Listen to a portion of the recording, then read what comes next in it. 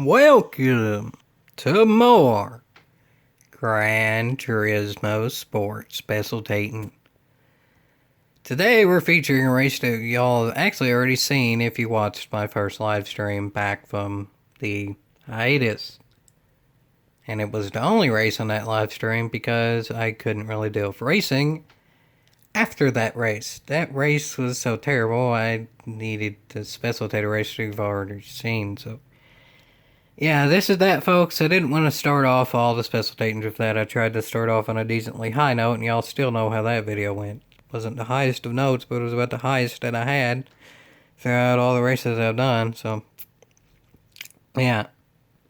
But this, not exactly a high point. Let's get into it, folks. I mean, to begin with, it doesn't look too bad. I started on pole at a track that I like in a Dodge Stealth. I mean, you know what? I'm calling it a Dodge Stealth because I'm gonna make myself at least feel decent. Dodge Stealth, so I started on pole on a Mopar. Yeah, not too bad. Not too bad. I like this track. Generally, people consider it fairly treacherous, but how I look at it is kind of how I look at, and I probably already said this, but at some point throughout GT Sport, I look at it like how I look at the Tokyo Expressway Central Outer Loop, my best track overall. Is Tokyo Expressway, it's either a wall or the track. You want to get as close to the wall as possible to get as much momentum from the track as possible. Use up all the track, get good momentum, carry speed, but you don't want to hit the wall. There's no gray area whatsoever, like there's no grass or dirt or whatever that might or might not gain speed, that might or might not be a penalty. It's just straight up. Wall slows you down, track doesn't. Same with Willow Springs. Track doesn't slow you down. Dirt, sand slows you down. As y'all can see, I'm in the sand here and I'm quite slowed down, but that was not exactly my doing. Let's see what happened. I'll admit I did go off the air slightly messed up. This is the first race I did here, but I already had a decent amount of practice. Enough to get the pole, but still, I'm not perfect here by any means. This was still like my second day back racing on GT Sport in 5 months or so. So that still ain't perfect by any means. But this was not my doing. This was purely a dive bomb. Why, you can make this turn at about like 66 or so, and I slowed down about 64. That was more of just, I don't want to go my absolute max on the very first lap and then screw up the first race I've been on pole since I've been back in GT Sport. I mean, 2 miles an hour doesn't equal straight up getting knocked off the track, even if there is a bit of contact. 2 mile an hour difference is about the equivalent of a tap that might send you like a foot or two. But no, this was just a straight up dive bomb. That's inexcusable. That's just straight up dirty driving. And y'all know how I feel about dirty driving. I race eye for an eye. So if I can catch that driver, well, you already know I'm going to attempt to pass that driver. But I'm going to pass that driver in the same way that driver passed me. If I can.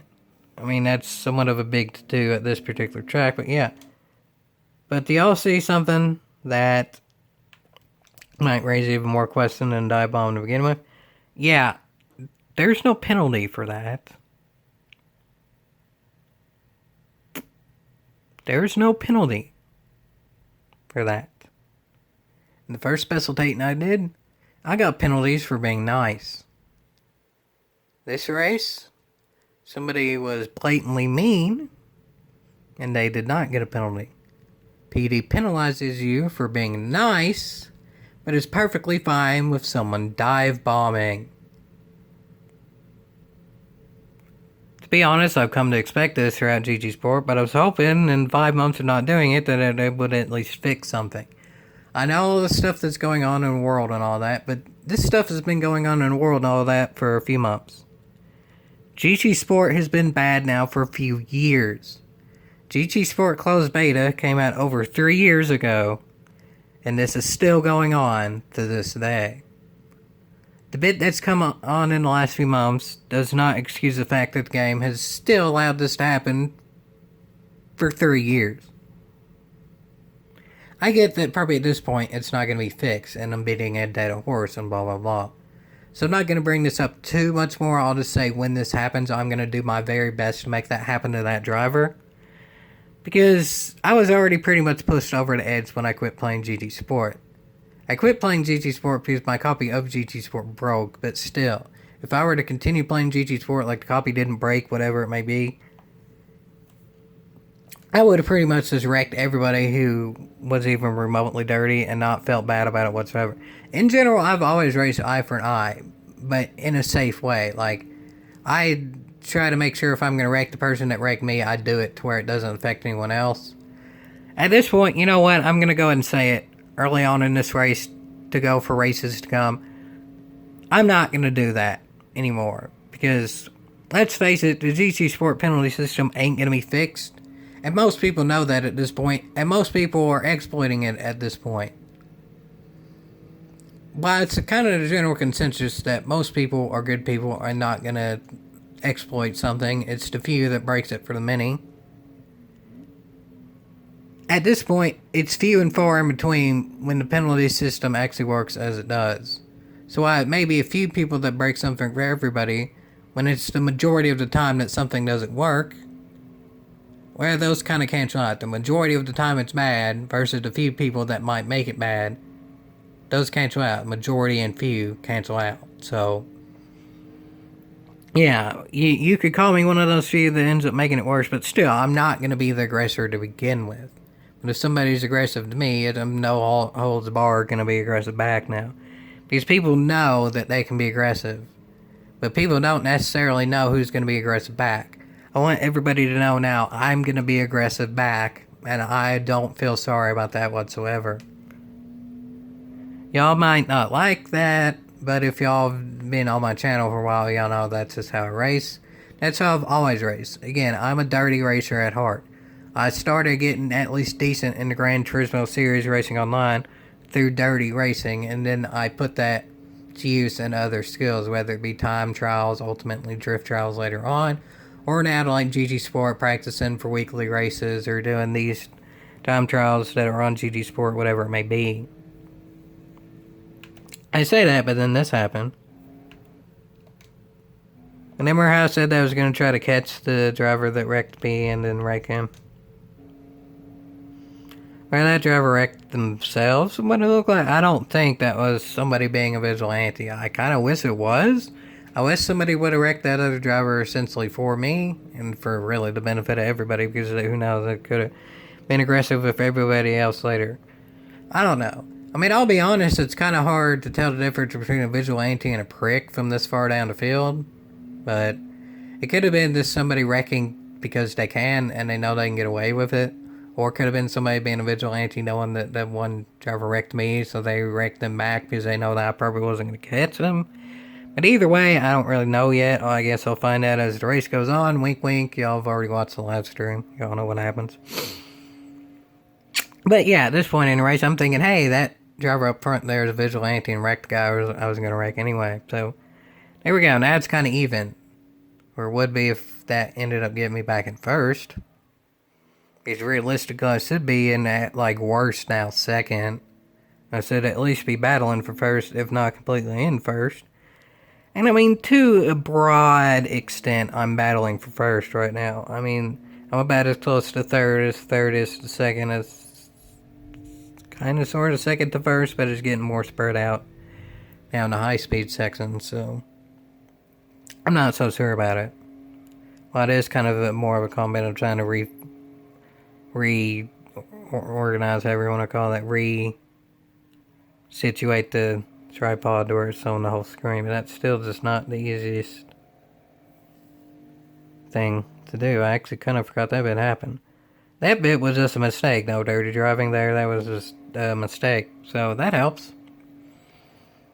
But now I'm not really in the draft, so does that really help in the overall scheme of things to try to get the win? I don't know. I mean, theoretically, I'm fast enough where I can drive up there and get it. But realistically, I don't have enough time to drive up there and get it. So,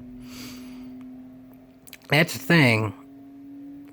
Which thing's going to be the bigger thing? Driving talent versus time in which to use that driving talent. I say driving talent kind of in a bragging way, when realistically, I finished roughly 50th in the America's region for this race and the qualifying for it, so take that as you may. Again, this is my first week back racing when I did this, but yeah. As of now, though, the speed in qualifying doesn't matter because I'm racing directly with somebody, so I can't really run the lines I would in qualifying. So for now, I kind of just have to hope for a mistake or a miraculous comeback. Again, there was a bit of contact there, so you could call that somewhat dirty driving, but realistically, that driver didn't get too messed up from that, and they weren't going to win the race anyway. So there's a difference in straight up dive ball and doing like a Dale Earnhardt rattle through cage. On the last lap, people should expect dirty driving. Oh my yes, it wasn't exactly clean driving for me. I'm not going to act like it was. I could have downright wrecked that driver if I wanted to. I didn't really block them as much as just make contact with them. That was a block. Because I had nowhere else to go with that. Like, the move that I made on the driver who was initially in second, they could have retaliated to an extent. I did it at a point in which they could have dive bombed back if they wanted to. They could have sweaved more into me and slowed me down to the point of there was no way I could have got the leader. Granted, that's a bit more of a risk of them because then they might have spun out, but still they could have done that. I couldn't have fought back against this whatsoever. Theoretically, at this point, I could have tried to sweave left and maybe tried to spin out that driver, but realistically, where this is a four-wheel drive car, I wouldn't have spun him out. I would have just slowed myself down even more, and he would have came out of that fine. So ultimately, I would have just lost even more speed. So now I'm just knocked into the sand to the point of I could have tried to sweep up the track, but by the time of where the finish line was, it would have been slower for me to do that anyway. So yeah, I just straight up got blocked and lost the race because of it. But I say because of it also, kind of braggingly, because that wasn't just the racer's fault there. That's also the GT Sport penalty system. Now, if it could be bragging on myself and say, oh, boo-hoo, I got hit. That's terrible. Blame it. I used to get sympathy and all that. Now, the real culprit in this is still the GT Sport penalty system. This is where all the feelings go, to bashing the GT Sport penalty system. Because I got dive bombed when the race started. No penalty. I got blocked when the race ended. No penalty. I rattled someone's cage. No penalty. At this point, blocking seems to be fine. Dive bombing seems to be fine. Generally, as I do, kind of tapping someone out of the way, not putting them off track or anything. That's always been pretty much fine, except for like a few iterations of the penalty system. Like the controversial 1.13 and 1.14 penalty systems, but that's long in the past now. There's still so much of, I remember them to the point of I even remember the update numbers for them. They're that bad, but still. Long in the past now. Those were still the two worst. But this one's still up there for the worst. And we're on year 3 of GT Sport, essentially, because the closed beta was over 3 years ago when it started. Year 3 of GT Sport. And the penalty system is still borderline unplayable. You can do a race. There's nothing really stopping you from starting the race for the most part. The online servers are decent. But the penalty system makes it where you don't even want to start a race. Because you know how it's going to finish. People are just going to wreck each other. And you have to be the most aggressive one in the room to have any chance to win in that room. It's just facts now. Everybody knows this. The penalty system's been broken for so long now. Most people know this. Again, it's the general, instead it's a few that ruin it for the many. But at this point, it's been many years of this happening. Literally 3 years now of it being bad. So many people know that this is going on now. So while it may have started with a few people ruining it for the many, now it's the many realizing that it's few and far in between that penalty system works. So now many people are doing this and exploiting it to the point of knowing they can race dirty and get away with it. So, yeah, I'm just going to go right out and say it. I am going to race dirty with anybody that races dirty with me. No holds barred, because the penalty system allows it. Should it be allowed? I still think that the person who causes an incident to begin with should always get more of a penalty than someone that retaliates. But I would absolutely hate a system that just, if you're aggressive, you get a penalty. Again, like the 1.13 and 1.14 was the absolute worst, because if you even tap someone, even if it's unintentional, it's automatic penalty. Those being so far in the past being the worst ones. I mean, y'all can make your own assumption of what's worse. Now, when you can practically ram someone completely off the track and use them as your brakes with no consequences whatsoever, or like 1.13, 1.14, when you're essentially just drafting with someone on an oval, and bump drafting is what you should do on an oval, and even that's penalty. What's worse is an eye beholder, but to me, this is still one of the worst iterations of the penalty system ever in GT Sport. 3 years into the game, essentially, because again, closed beta as well. 3 years. Still this bad. I get it. I'm not really expecting PD to fix it at this point because of what's going on in the world. And GG7's looking more and more like, as time goes by, that it might even be a launch title. I'm not expecting it to be. There's a lot of rumors that it could be. Again, not expecting it. But I am expecting some sort of announcement for next Gran Turismo at or slightly before the launch of the PS5. Well, I'm not expecting the full game. I just would say there'd be some type of announcement for it. So, at this point, I can pretty much just say I'm waiting for GT7. Because it's looking like it's probably going to happen. But I've been saying that now for like a year and a half. And about half a year of that year and a half was me not even playing the game. So you can only wait so long before it gets to be a mutiny. And most drivers are racing of like it's a mutiny now. Most drivers are quit caring. They're going to race no holds barred. And that's what I'm doing now too.